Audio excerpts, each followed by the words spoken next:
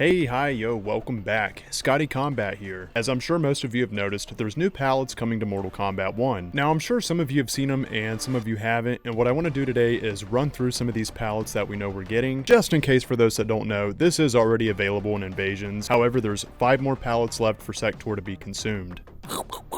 I'm going to start with the order they're listed. This doesn't mean this is the order they're going to be released in. It looks very similar to the one we have now. I think it's going to be like the Player 2 offshoot. Anyway, comparing this palette to the one we already have, I think they both look great. I'm so happy we got MK1 palettes in Mortal Kombat 1. As far as classic skins, I didn't know if they were going to bring in more recent skins. If my memory is serving me correctly, I want to say Smoke was the first character to get an NRS throwback. Since it's over 10 years old, I thought they would have considered it legacy enough to bring MK9 skins in and stop it there. It did take a little bit of time, but I'm glad my theory on that was proven wrong, because I do think there's some decent skins in the NRS era as well. The next one we have is the white palette for Sektor. This skin looks so good on its own. I like just about every palette for this skin, and this one's pretty high up there. I think this is going to go great with the lighter palette main characters. Also, it was shared that these palettes would most likely be found in the Towers of Time as they get released, which I would say makes sense. There's so many Wuxi palettes that I would say the majority of them now are found through the Towers of Time, which is a really good thing because MK1 Cyrax and Sektor won't be showing up in the premium store. I think some people aren't going to be too hot on this idea because you have to work towards these palettes to obtain them, but for me it makes me enjoy Towers of Time that much more. Now I think the MK1 white and red Sektor looks really good. I definitely like it more than the MK3 Sektor that's white and red, and genuinely the placement of the colors. I really think the MK1 skin of this adaptation looks so much better. I still think that this one here looks okay, but the MK1 one, man, I think it's one of the best palettes in this MK1 bundle. I especially say that because Sektor is a cameo that I like to play around with sometimes. Yeah, I can't wait to grind for this one. And the next one we have is the black and red Sektor. It also reminds me of this MK3 Sektor, and this MK3 Sektor on its own, I really like this palette. I think it's one of the better ones, but also looking at the MK1 Sektor, I think it's equally as good. Hell, it might even be better. I can't wait till it releases. But honestly, I already prefer the default palette, so the white one and this black and red one are probably going to be my favorite ones so far in this pack. And then we go to what I would say is probably the weakest palette in this pack. However, I think paired with the right character it could look really good. With that said, I think this one could look really good with Melina. I don't see myself putting this one in my favorite rotation. I think we've deserved this for a while, and that is nice skins without having to use the premium store. And how exciting it is that we can earn these palettes in the game now. And this brings us to the last palette in the Sektor bundle for MK1. I feel like this one looks more shiny than the other ones, especially the last one. I think it looks really good. I would say I compare this with the black and red one. I don't know which one I really like better yet. I really like the black and red one, but maybe this shine will be just enough to make me prefer it. Again, I love this skin so much. I really only have good things to say about majority of these palettes, and I'm really happy we're getting them. Let's jump over to Cyrax. This is the first offshoot yellow palette for Cyrax in the bundle, and honestly it's just another yellow for me. I don't play Cyrax as much, but I will say the original yellow for Sektor looks better than what we can earn with this one. So even though I don't use Cyrax as much, I might end up using them eventually, so I definitely have to have all of them. And then we move on to this white and yellow Cyrax. I want to like this one, but I don't like how it's white and yellow. When I compare this to the white MK3 Cyrax we have, I way prefer the pure white MK3 Cyrax over the white and yellow MK1 Cyrax. I really think they should have just made this palette all white, just like the MK3 one. However, where I think Cyrax falls short there, I think he makes up for it with his black and yellow palette. And this one I think looks really good, and if I were to compare this to the MK3 version of it, well, I'm actually going to go with the MK1 skin. As where with the MK3 skin, I think they should have just left the helmet alone. It doesn't look too bad, but I just prefer the MK1 palette more. So far, I gotta say the black and yellow MK1 palette's my favorite one. And with that one said, we get another yellow offshoot, which I'm really not a fan of this one, but I'm sure some of you guys out there will like this one. And this next one might be the best one. It's got that shine to it. It looks really good. Instead of yellow, this looks more like a gold and black with some shine on it. This one and the black and yellow Cyrax palettes are enough to make me just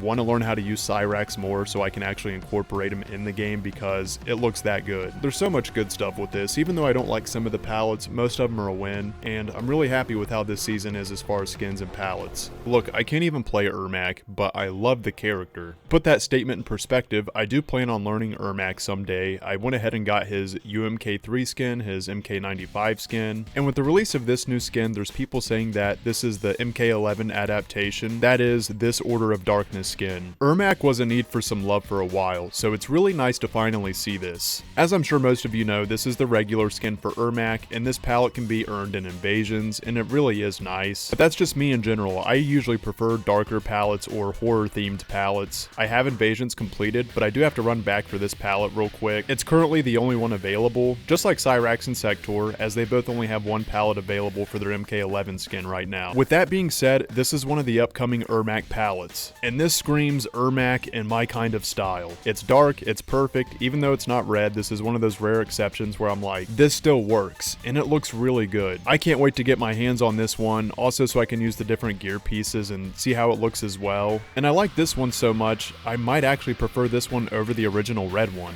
And on the flip side from this one, we have a very light colored one, which is mostly white, and I think this one's gonna look really good too. For some reason, like the red and white looks really good with Ermac, and I think the reds here are a little more subtle, but that's okay, it still seems to work. Do I think it's better than the black and red one? It might be better than the red one. I really like the black one so far. All these Ermac palettes so far are definitely a win. And here's another offshoot palette that we'll be able to earn, where I feel like usually this far into the palettes I'm not usually a fan. I don't see this being in my favorite rotation, but I do see myself trying it out, and I might really like it. But I'm also going to compare that with the next palette that we can expect, which is orange, and honestly, I'm not really a fan of this one. This is another palette example for me where you start to get too far away from the character's color source. I know for some people that doesn't matter, but growing up in the arcade era and seeing these colors was really how I identified with these characters. Again, like a red Sub-Zero or a blue Scorpion, I'm just not a fan when they go too far away. So hopefully someone can find joy in this one. If it's at the top 5% in the Towers of Time, at least that'll be a laid back week for me. Of course, I'm going to make sure I get it, but I'm not going to stress about getting it so much. And then the last one we have in the pack is purple. Now, I'm not really a big fan on this one either, but I like it a lot more than I like the orange one. In fact, these are kind of similar to the Halloween palette color scheme that we just had, where the colors available for the characters then were orange and purple. And with that said, the orange one for me is the worst one in the bundle. I don't see myself using the purple one, but I do think it looks decent.